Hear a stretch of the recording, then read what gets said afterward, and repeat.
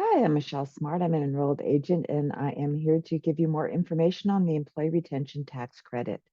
So today is September the 19th, 2024, and yesterday I put out a video informing you that a new bill has been introduced to end the ERC early, and that would mean it would end as of January 31st, 2024, retroactively.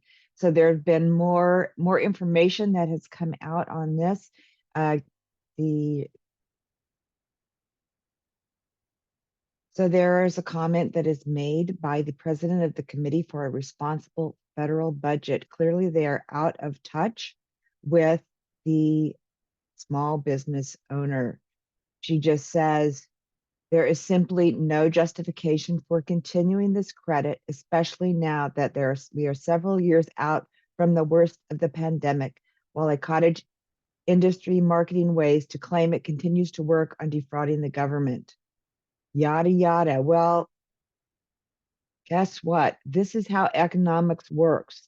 When you have a pandemic or you have some situation where there is a decline in the revenue, then it usually is a few years before the actual fallout occurs. So these people who are just not in touch with reality. And so I want to encourage you to write a letter to your representative, to call them, and get them to not pass this repeal of the ERTC. So I'm going to put a copy of a link to a letter that I am personally writing, and I'm going to go through some of the points on it. And one of the points is that we need to remove Danny Werfel as the commissioner for the IRS. And I've stated this is the opinion of most tax professionals. And I have quotes of him when he was nominated for the position of the commissioner.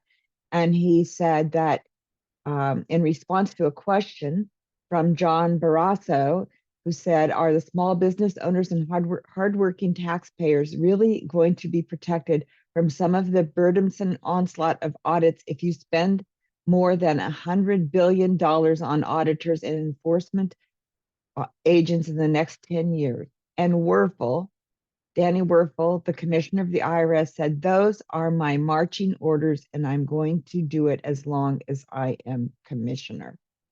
So I've said he has failed in doing that. The IRS received $80 billion over the next 10 years infused into their program so that they could make the IRS better. So I've gone on to say he has not administered this well. He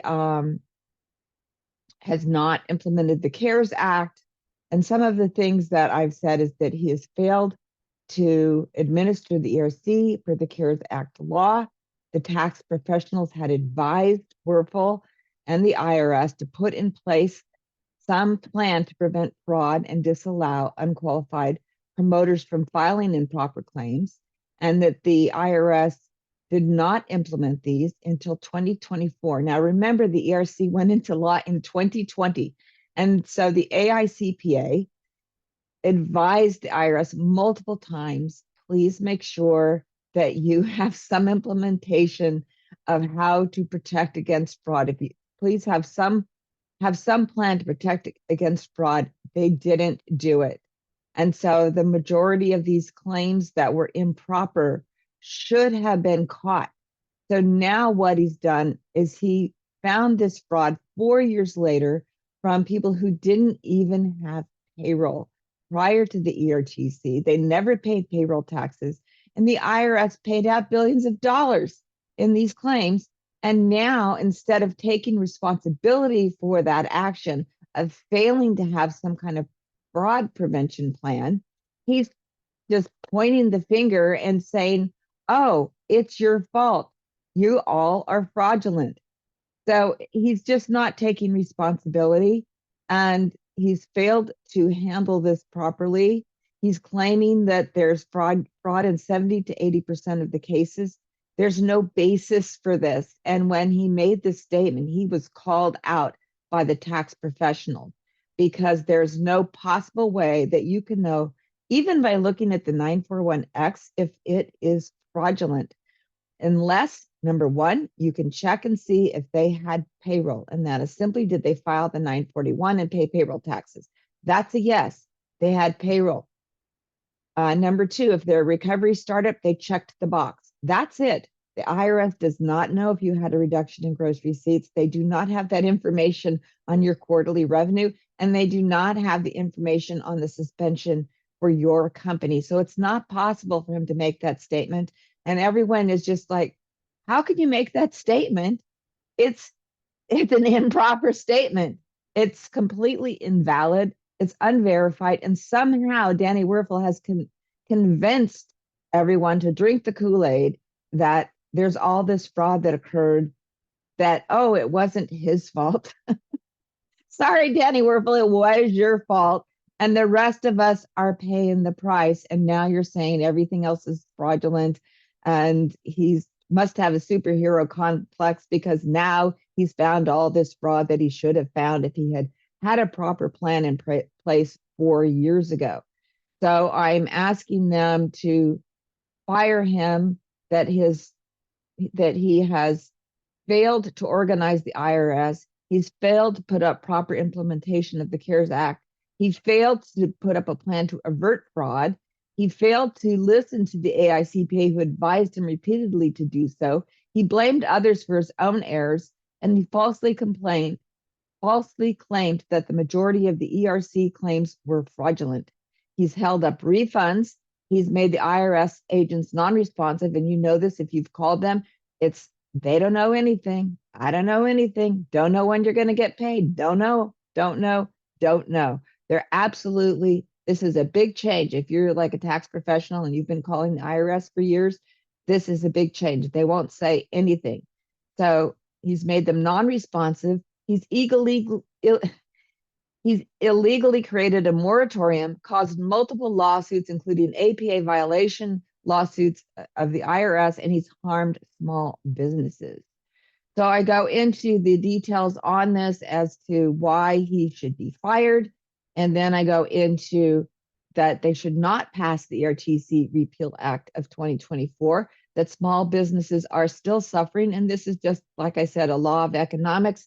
It's a few years after the great decline in gross receipts. It's a few years later that people are really hit and on the verge of bankruptcy. And I mentioned that the representatives all got their paychecks throughout the pandemic, but not the small businesses. They did not have the income. And so now they are on the edge of economic collapse. And as we know, they just reduced the points for interest rates by 0.5%. Is this not telling you the economy is not in a good place? It's not like, oh, well, COVID's over and everybody's recovered. No, they haven't. I've stated that it's beyond my comprehension that you could create a bill that would retroactively eliminate the ERC. You're setting yourself up for an onset of lawsuits. We have a lot of clients that are waiting to get paid.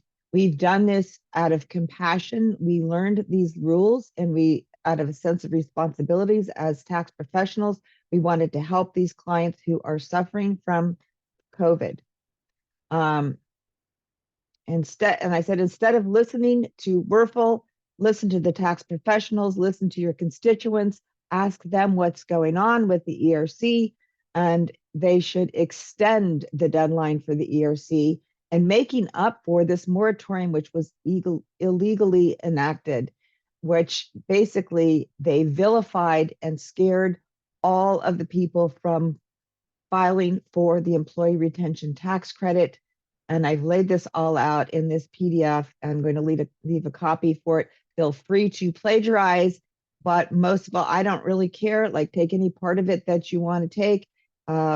Please write your representatives, call them, and tell them you're a small business owner and these refunds are essential for you staying in business, and they got it wrong. You are not filing a fraudulent claim. So thanks for watching. Please leave your comments below and please click like so that other people who are waiting for their refunds can find this channel.